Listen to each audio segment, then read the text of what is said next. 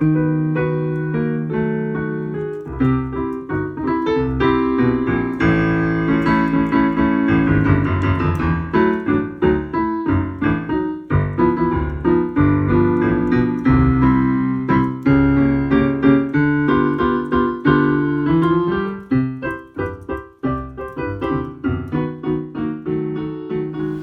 I'm real thankful that Dad and I can still work because we definitely have to work. And so I'm thankful that we have our health, that we can go ahead and work, and that we're allowed to go and see Charlene so that she doesn't get so homesick in Phoenix. And I'm so thankful we have a home and food on our table. And I'm so thankful we can be home for Christmas and be down there too. And that we have our family, and our family is all healthy this year. And the Lord has been so good to us. He's protected us over so many miles, over 100,000 miles, I think, this year by the time we get done. And we can't believe His goodness. And I'm especially thankful that He died on the cross for me, and that He's forgiven me of my sin. And now I've been given a chance to be a different mother and a grandmother. And I'm more thankful for that than anything in the world.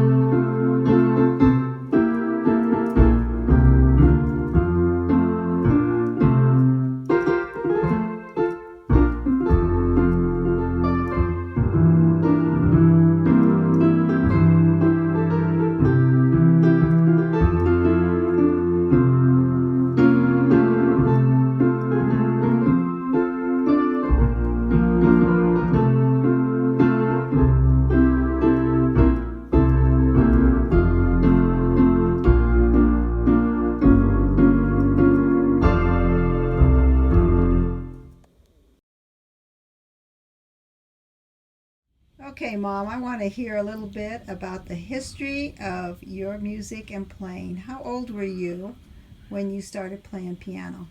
The folks got me a piano for either my birthday or Christmas or together. I was 7. And then I started playing different with the different band instruments, the people that played in the band, in Dad's band, dance band. I play chording with the violinist, and I do regular songs with them when I was 10. And then I started playing saxophone, and I played saxophone with the band. And then we would practice or do anything else, why then I would play piano with them and accompany them that way.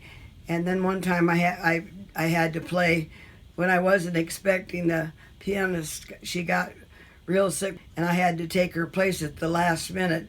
So everything I was playing was actually what I'd done by memory. What I do is I look at the song, and I pretty much at that time could just memorize it in my mind, and then I could just turn around and play it without any music whatsoever. And I've never had a lesson of any kind for piano or saxophone or any of those. I mostly did a lot of singing, and I sang, different, like in high school and college and things like that. but after I got married, I didn't do anything. Then finally, when I moved to Sheraton, then I started playing the organ like once a month, or how they needed me. And you did that right up until COVID started up, didn't you? Yes, I did. 83 probably. 83? Yeah. Okay.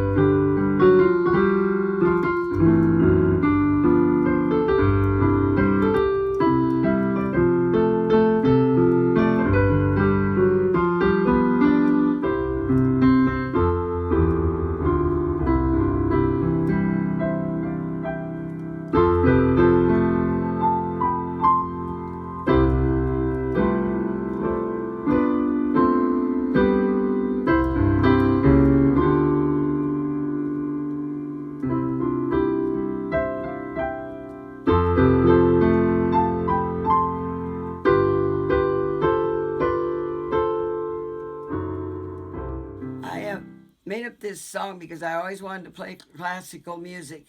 And so I did it a long, long time ago, and I never play it the same way ever. I never have done. I never played it the same way twice, okay? So wish me good luck on this one. Okay, here we go.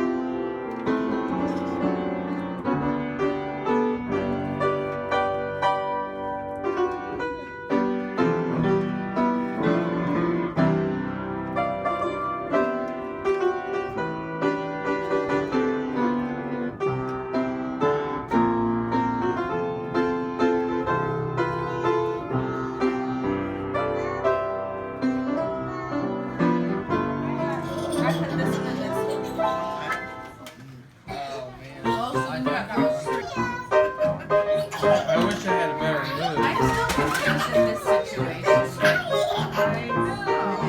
They're different.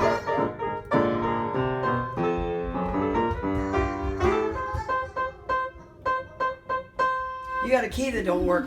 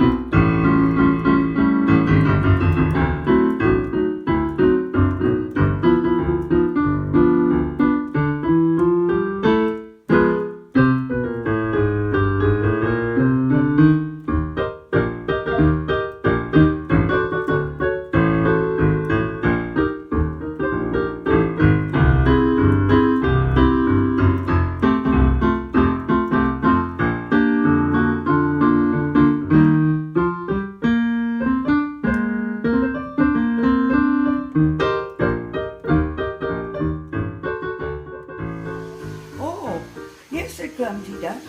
Why am I so clumsy? Yeah. Well, don't worry, said Chick. Let's go for a walk. She took it away. Here, now we're going to read another one. That didn't take long.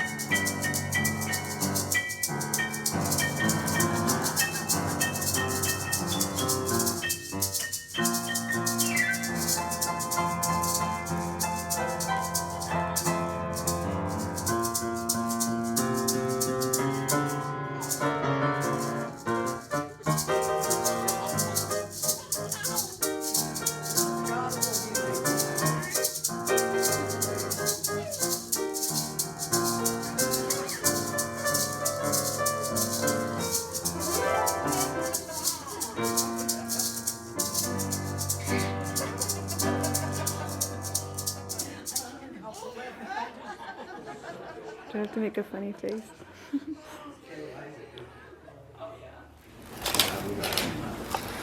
Aww. Are we done?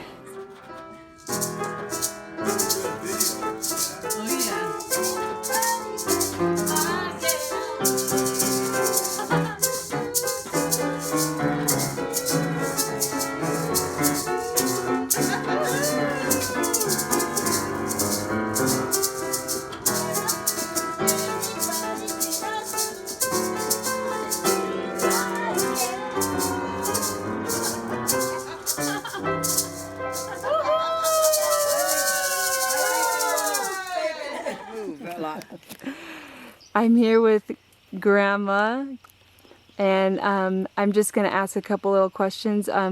So Grandma, something I was wanting to know is anything that you just want to tell us. Well, I feel that a family that prays together stays together. And I want to see my children and grandchildren and great-great-grandchildren know the Lord like I do, or even more so. Because to me it's really the most important thing in life. And it doesn't mean that you have to go to church every Sunday or anything like that. It's just that you know Him and love Him. How would people describe you? Or maybe you've heard them say through the years. Well, they call me sweet. And not because I eat sweets, but they think I have a sweet countenance about me, a sweet personality, and everything, and I love everybody. I don't care whether they're yellow, green, or purple, or what, or black, or whatever. I just love everybody, and I've always been that way. And I've had friends that were crippled, and friends, that had different disabilities, and I never treated them worse or anything. I just tried to be very kind through the years. And I hope that I can pass that on to my children and grandchildren and great-grandchildren, that they're kind to everybody, no matter what personality or things that they have. That's beautiful, Grandma. What is something that you want all of us to know about you or about your story or your experience? Is there anything you want us to know? Well, I love music. That's been my life since I was very, very little. My dad sang in the church choirs and things like that, and that was my dream, to be able to sing in choir, which I did do, and I also sang in glee clubs and stuff in college. And I just love music, and that's what I wanted to pass on to my own children, and pray for the grandchildren to carry this love of music on, and the love of being outdoors. And I always was a swimmer. I love water. I enjoy that. But most of all, I love being with the family. And children do not bother me. They can be doing anything, and it doesn't bother me at all, even now. I get kind of tickled. I kind of get tickled at some of the things they do. What I want most for all of you to do is to love each other, because none of us are perfect. And we're going to say and do things that maybe just come out wrong, as Dale used to say, Grandpa Dale used to say, it comes out sideways. And that it wasn't meant to hurt anybody. And those are the things that I don't want you to have family troubles. I want you to all get along, because when you're family, clearly you die. It doesn't stop just because you had a disagreement. And you can get along when they're together. Maybe family reunions or the holidays or whatever you decide. Just get together and enjoy each other because you never know when the good Lord's going to call you home. Get that resolved. So that's what you have to do. You just have to do that. It may be hard. You may be the one that's going to have to go to them and do it, because maybe they just can't do it, or don't know how to do it, or don't know how to approach you. So just remember that you have each other.